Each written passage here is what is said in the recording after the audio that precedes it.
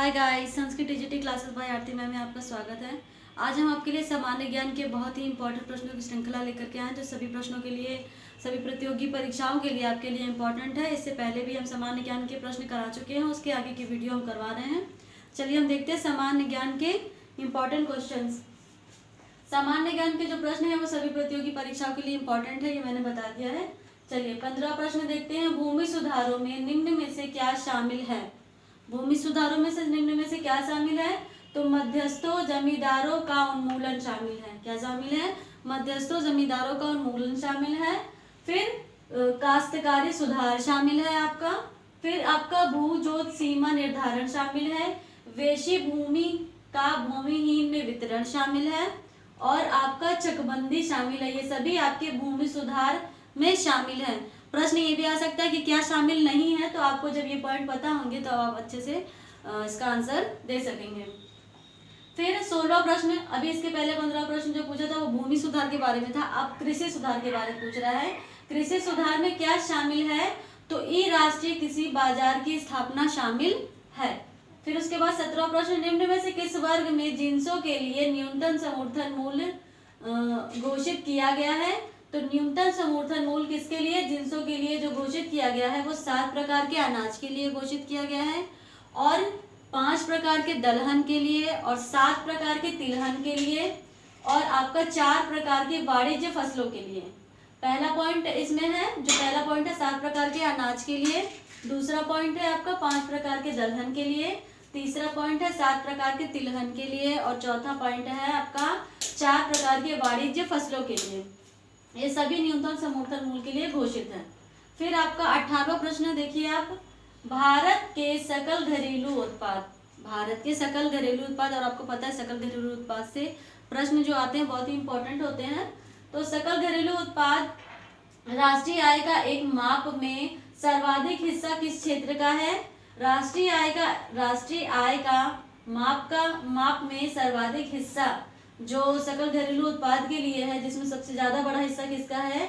तो सेवा क्षेत्रक का है। सेवाएं क्षेत्रक का सबसे बड़ा हिस्सा भारत के सकल घरेलू उत्पाद का है। फिर 19वां प्रश्न, 31 मार्च, ये इंपॉर्टेंट प्रश्न है, 31 मार्च 2022 की स्थिति के अनुसार भारत में विद्युत उत्पादन की स्थापित क्षमता का हिस्सा लगभग कितना है? किसके लिए पूछ रहा है? 31 मार्च 2022 की स्थिति के अनुसार भारत में विद्युत उत्पादन की स्थापित क्षमता का हिस्सा लगभग 40% है। कितना है? 40% है।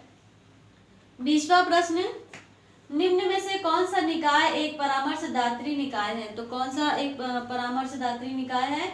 नीति आयोग। कौन सा है? नीति आयोग। फिर 21वां प्रश्न, स्वर्ण चतुर्भुज निम्न में से क्या है? तो स्वर्ण चतुर्भुज जिसमें 4, आपको पता चला ना, चतुर्भुज से 4 स्वर्ण चतुर्भुज यानी राज्य हैं कौन कौन से? दिल्ली, मुंबई, चेन्नई, कोलकाता। ये स्वर्ण चतुर्भुज के राज्य है जो कोलकाता, दिल्ली, मुंबई, चेन्नई, कोलकाता है, जो विश्व स्तरीय राज्य मार्गों से जोड़ने की एक परियोजना है।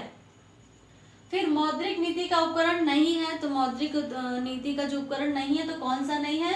पूंजी पर्याप्तता अनुपात, ये मौद्रिक नीति का उपकरण नहीं है। तो दिमाग में आ रहा होगा कि मौद्रिक नीति का उपकरण है क्या, तो मैंने है भी लिख दिया है। देखिए, रेपो दर, रिवर्स रेपो दर और क्या है? नगदी प्रारक्षित अनुपात, ये आपका मौद्रिक नीति का उपकरण है। फिर 23वां प्रश्न, निम्न में से कौन सा घटक राजकोषीय नीति का अंग नहीं है पूछ रहा है। तो कौन सा नहीं है? चालू खाते का घाटा राजकोषीय नीति का अंग नहीं है, लेकिन है कौन सा? तो है भी मैंने लिख दिया है। कारारोपण है आपका राजकोषीय नीति का अंग। फिर राजकोषीय का अंग सार्वजनिक ऋण है।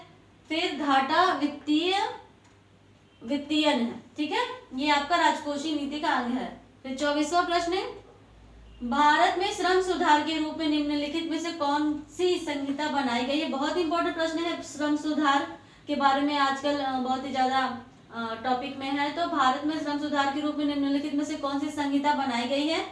कौन कौन सी संहिता बनाई गई? देखिए, मजदूरी संहिता 2019 बनाई गई है और औद्योगिक संबंध संहिता 2020 बनाया गया है। पेशों पेशे की सुरक्षा, स्वास्थ्य एवं कामकाज की दशाएं संहिता 2020 बनाई गई है और सामाजिक सुरक्षा संहिता 2020 बनाई गई है। ये सभी आपके किसमें बनाए गए हैं? राजकोषीय ये सभी आपके श्रम सुधार के रूप में संहिताएं बनाई गई हैं। फिर 25वां प्रश्न है मजदूरी संहिता से है। पहला वाला जो प्रश्न था आपका श्रम सुधार संहिता से था, फिर ये मजदूरी संहिता से है।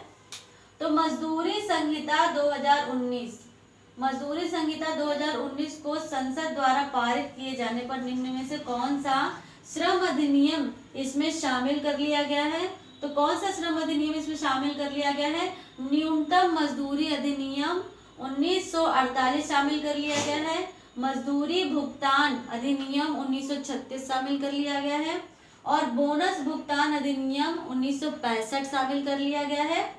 1965 शामिल कर लिया गया है।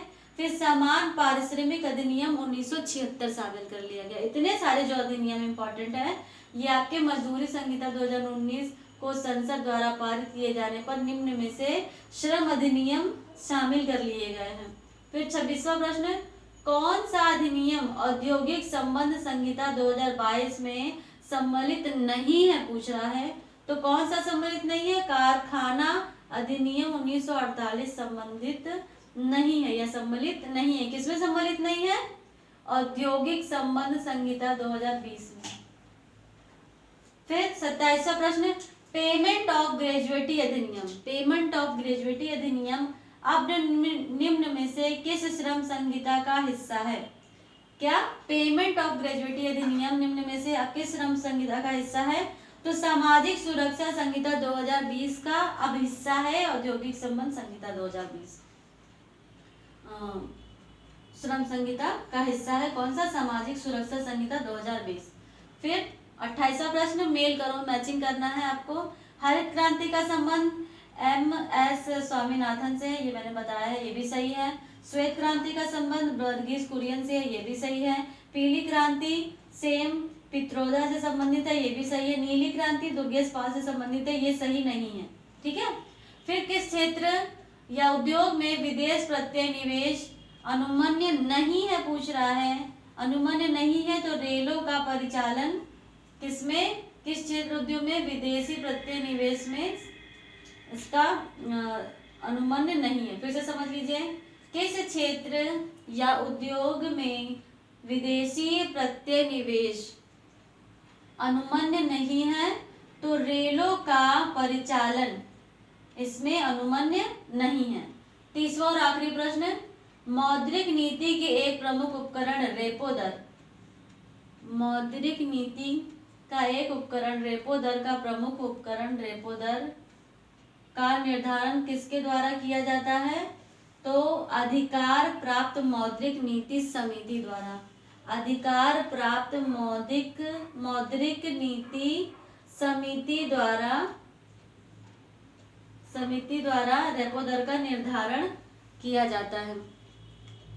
तो ये थे हमारे सामान्य ज्ञान के प्रश्न जो भूमि सुधार से भी थे, कृषि सुधार से भी थे और आपके न्यूनतम समर्थन मूल्य से थे, भारत के सकल घरेलू उत्पाद से थे और आपके भारत में विद्युत उत्पादन से भी संबंधित थे। निकाय का एक परामर्शदात्री इससे भी संबंधित था। स्वर्ण चतुर्भुज से संबंधित, मौद्रिक नीति से संबंधित था, राजकोषीय नीति से संबंधित, श्रम सुधार से संबंधित था, मजदूरी संहिता से संबंधित था आपका और आपका औद्योगिक संबंध संहिता से इसका संबंध था। फिर आपको हरित क्रांति से संबंधित प्रश्न मैंने कराए, फिर विदेशी प्रत्यय निवेश अनुमन्य से संबंधित प्रश्न कराए, मौद्रिक नीति से संबंध करवाए। ये जितने भी टॉपिक है आपके 30 जितने भी टॉपिक है इम्पोर्टेंट, वो सारे टॉपिक से मैंने आपको सामान्य ज्ञान के प्रश्न करा दिए हैं और मुझे उम्मीद है कि आप इन प्रश्नों को एक बार फिर से रिपीट करके देखेंगे तो आपको अच्छे से समझ में आएगा। और हमारे चैनल को लाइक करेंगे, सब्सक्राइब करेंगे। हमारे चैनल को प्लीज़ लाइक कीजिए, सब्सक्राइब कीजिए, शेयर कीजिए, जो आपके लिए ज्ञानवर्धक है और हमारे लिए लाभकारी होगा, क्योंकि आप लाइक करेंगे, शेयर करेंगे तो हमें आगे बढ़ने का रास्ता मिलेगा, हम और उन्नति की तरफ जाएंगे। और आपके सहारे की, प्यार के, आशीर्वाद की हमें बहुत ज़रूरत है। थैंक यू सो मच हमें देखने के लिए, हमें लाइक करने के लिए, हमें शेयर करने के लिए। Thank you so much. पर प्लीज़ आप सब्सक्राइब भी करिए। Thank you so much. Bye bye.